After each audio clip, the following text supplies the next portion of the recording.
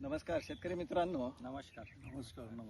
आज आपण आलोय रामटेकचे खासदार श्री श्यामकुमार बर्वे आणि रश्मी बर्वे यांच्या शेतात. आज इथे जे आम्ही सगळं एअर इरिगेशनचा प्रयोग करतोय तर त्या दृष्टीने आधीच्या व्हिडिओत तुम्ही बघितलं असेल याची कशी तयारी केली वगैरे. मी आज फक्त एवढ्यासाठी हा करतोय की इथे आम्ही आता आजपासून पेरणीला सुरुवात करतोय. इथे आणखी पाऊस पडलेला नाही आहे, परंतु हे जे मायक्रो स्प्रिंकलर तुम्हाला दिसत आहेत फोटोमध्ये त्याच्या भरोश्यावर आम्ही आमचा पाऊस पाडणार आहे एअर इरिगेशनसाठी. आणि त्या भरोश्यावर पाऊस आला तर आमचं भाग्य, अन्यथा आमचं त्याने काही आणणार नाही आहे. त्या दृष्टीने आत्ता आजपासून आम्ही तूर लागवडीला सुरुवात करतोय.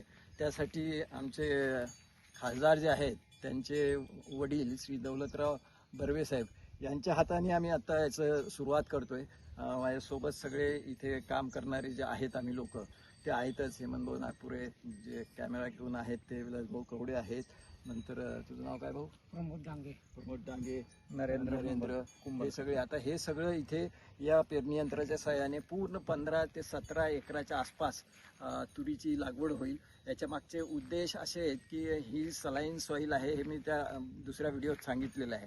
तर अपेक्षा ही आहे की तूर हे टॅपरोट सिस्टमचं पीक असल्यामुळे याच्या मुळ्या खोल जातील आणि बरेचसे सॉल्ट पावसाच्या पाण्याने खाली जाण्याला त्याची मदत होईल.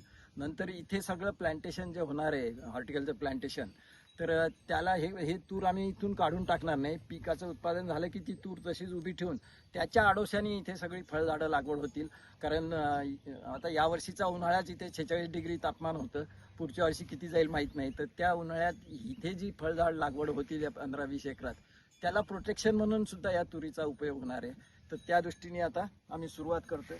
तर बाबांना मी विनंती करेल की तुम्ही हे बी पेरणं चालू करू शकता. ढकलत नाही, नुसतं ढकलत नाही, ते बी पडत जातं बरोबर.